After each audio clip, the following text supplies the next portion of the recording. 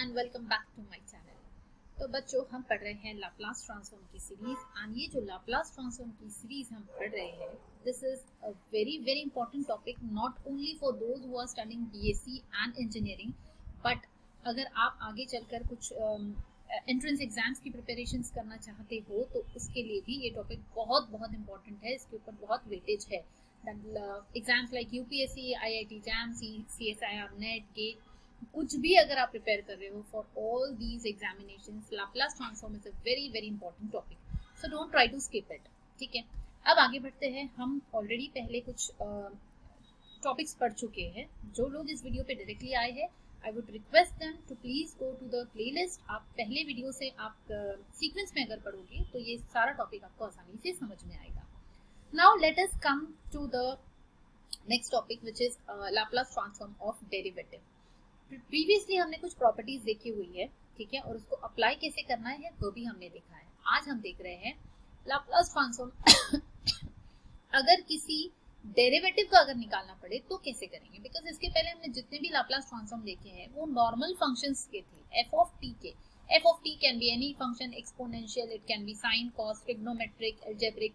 तो हमें पता है कि अब ऐसे सारे एफ ऑफ टी, ऐसे फंक्शंस ऑफ टी को का लाप्लास ट्रांसफॉर्म कैसे निकाला जाता है। अब देखते हैं, अगर फंक्शन का डेरिवेटिव आ जाए तो उसका लाप्लास ट्रांसफॉर्म कैसे निकालते हैं। सबसे पहले हम प्रूव करने वाले हैं कि इसका ये जो फॉर्मूला बना है ये कैसे बना है। उसके बाद हम उसको अप्लाई करेंगे। जब अप्लाई करेंगे ना तब बहुत मजा आएगा। बहुत मजेदार टॉपिक है ये, बट बिकॉज ये जो थियरम है वो भी प्रूव करने के लिए एग्जाम में आ जाता है, पूछा जाता है, तो हमें ये भी पढ़ना है। सो let us see the statement. What is the statement? It says that अगर किसी फंक्शन का f of t का Laplace transform f of s है तो उसके डेरिवेटिव का लाप्लास ट्रांसफॉर्म क्या होगा ये हम डायरेक्टली बता सकते हैं। हमें फॉर्मूला लगाने की जरूरत नहीं पड़नी चाहिए। Using this formula we can directly find out. अब क्या है formula? It says that s into f of s. Now what is s? s तो हमें पता है वो फिक्स होता है। f of s मतलब हमें पता है कि f of s is actually the Laplace transform of f of t. जो भी यह फंक्शन होगा ना उसका Laplace transform. And f of 0, what does the f of 0 means? f of 0 मतलब f of t में t की जगह अगर आप 0 पुट कर दोगे तो जो भी उसकी वैल्यू होगी that is your f of 0। ठीक है, तो पहला पार्ट हम प्रूव करते हैं। सबसे पहले to prove the first part हम सबसे पहले लिखेंगे what do we know? What do we know? We know that, हम बोलते हैं ना वो नहीं, डूबते को तिनके का सहारा होता है। तो जब हमारे पास कुछ नहीं होता है तो हमारे पास लाप्लास ट्रांसफॉर्म का फॉर्मूला होता है। जब कुछ भी नहीं सोचता है कि क्या यूज करें तो always you can use the formula. What is the formula? We know that Laplace transform of f of t, ये तो हमें पता ही है, integration 0 to infinity e raise to minus st f of t dt होता है। अब इसको यूज करके हम निकालेंगे what will be Laplace transform of f dash of t। तो जहां पर f of t है वहां हम पुट कर देंगे f dash of t. This implies Laplace transform of f dash of t. क्या होगा f dash of t? जहां पर f of t है उसकी जगह हम लिखेंगे f dash of t e raised to minus st f dash of t dt. अब let me continue the next page. हम क्या लिख रहे हैं? L of f dash of t is equals to 0 to infinity e raised to minus st f dash of t dt. ये जो previous page पे लिखा था वही मैंने रिपीट किया हुआ है। अब क्या करेंगे? Now to solve this integration, यहाँ पर हमें t के दो फंक्शंस दिख रहे हैं। Can you see this? We have, ये भी एक फंक्शन है t का, ये भी एक फंक्शन है। तो जब भी दो फंक्शंस होते हैं तो इंटीग्रेशन सॉल्व करने के लिए या हम सब्स्टिट्यूशन या यूज करते हैं या फिर हम बाय पार्ट्स यूज करते हैं। So by parts, I hope all of you know what is by parts. By parts में क्या होता है? Eilert rule use करते हैं। What is the Eilert rule? It says that अगर इस सीक्वेंस में ये इनवर्स फंक्शन है, ये लॉगरिथमिक फंक्शन है, अलजेब्रिक, ट्रिग्नोमेट्रिक एंड एक्सपोनेंशियल, तो अगर दो फंक्शंस में से ये इस टाइप के हमारे पास कोई भी फंक्शन है तो ये हमें सीक्वेंस बताता है कि सबसे पहले इनवर्स आएगा, देन लॉग आएगा एंड इन दिस फॉर्म। तो ये हमारा एक फंक्शन है, ये हमारा दूसरा फंक्शन है। अब इसको अरेंज कैसे करेंगे? How will we decide? ILATE rule. ILATE rule में एक चीज मिसिंग होती है कि अगर कोई डेरिवेटिव फंक्शन होता है, if at all you have a derivative function, तो वो हमेशा सेकेंड फंक्शन माना जाएगा। हमेशा याद रखना, remember this thing, that derivative function is considered as the second function. अब एक बार रिवाइज करवा दूं आपको, अगर आपको याद नहीं होगा व्हाट इज बाय पार्ट्स। तो by parts says that u into v dx, ये मेरा फर्स्ट फंक्शन है, ये मेरा सेकंड फंक्शन है। तो by part says that first function into integration of second minus integration of derivative of first function into integration of second, right. This is what is. और अगर limits apply करनी होती है तो वो यहाँ से यहाँ तक फर्स्ट फंक्शन को भी लगती है और यहाँ पर भी हम लिमिट्स अप्लाई करते हैं। Now let us see how to write this in our particular example. हमारे एग्जांपल में ये बाय पार्ट्स हम कैसे लगाएंगे। So this is my u, this is my v। क्यों v इसको बोल रही हूँ, बिकॉज डेरिवेटिव फंक्शन हमेशा सेकेंड कंसिडर करते हैं। So now Laplace transform of f dash of t is equal to first function, ये मेरा फर्स्ट फंक्शन, तो first function into integration of second, so integration of f dash of t। मैं पूरी step by step लिख रही हूँ so that you should not have any confusion। मैं college में पढ़ाती हूँ एंड मुझे पता है कि when I directly write बच्चों को कुछ भी समझ में नहीं आता है अगर मैंने कोई भी स्टेप डायरेक्टली लिख ली तो, इसीलिए यहाँ पे मैं स्टेप बाय स्टेप बता रही हूँ आपको। Minus integration of 0 to infinity derivative of first function, यहाँ पे derivative with respect to t होगा क्योंकि यहाँ t वेरिएबल है हमारा, x नहीं है। तो d d t of e raise to minus S t into integration of second, फिर से right 0 to infinity d t. तो ये है मेरा फॉर्मूला फॉर बाय पार्ट्स। अब इसको सॉल्व करते हैं। E raise to minus S T as it is, इस पे कुछ भी नहीं करना है।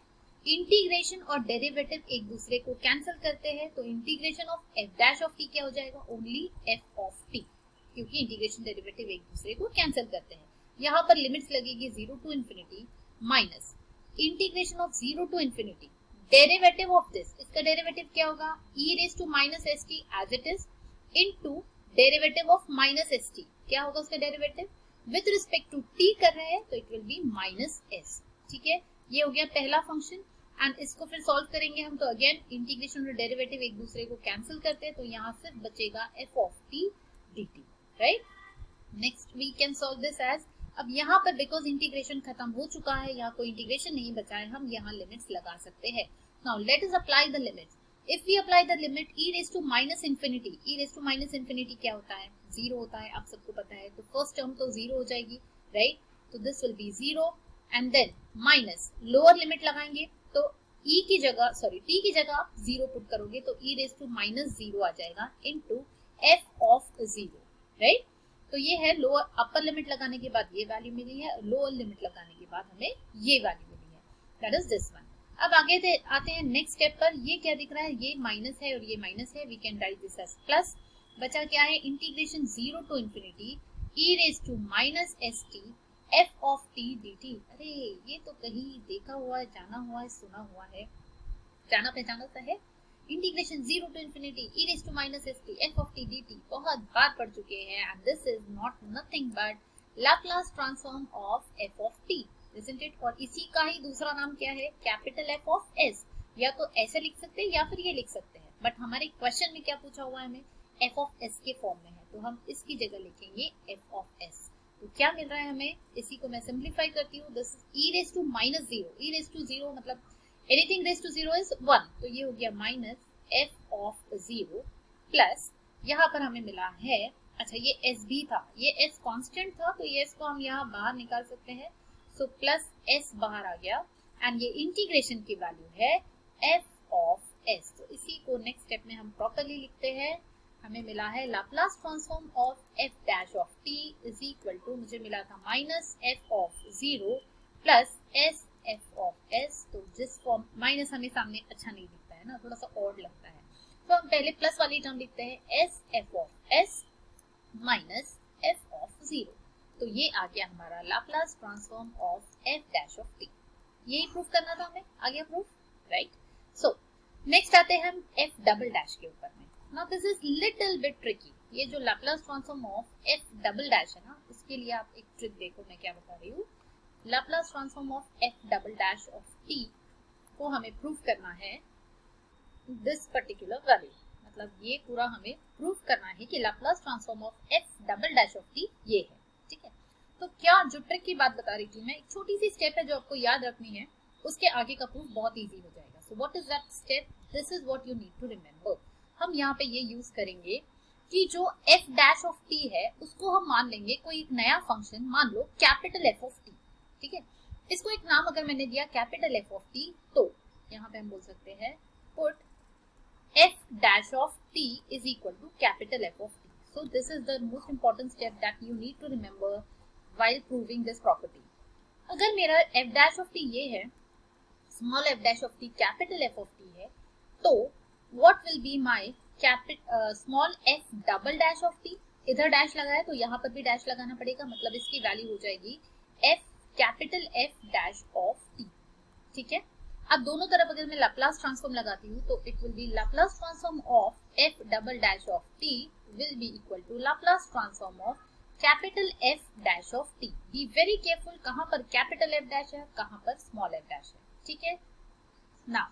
अब मुझे ये पता है कि f डैश कोई भी फंक्शन का अगर डैश है, डेरिवेटिव है, फर्स्ट पार्ट में हमने भी ये प्रूफ किया है। देखो यहाँ पर मैंने लिखा हुआ है फॉर्मूला, हमने अभी प्रूफ किया है कि किसी भी फंक्शन का अगर डेरिवेटिव है तो उसका लाप्लास ट्रांसफॉर्म क्या होता है, s इंटू, देखो हमने ऐसे प्रूफ किया है, s into F of s minus F of zero.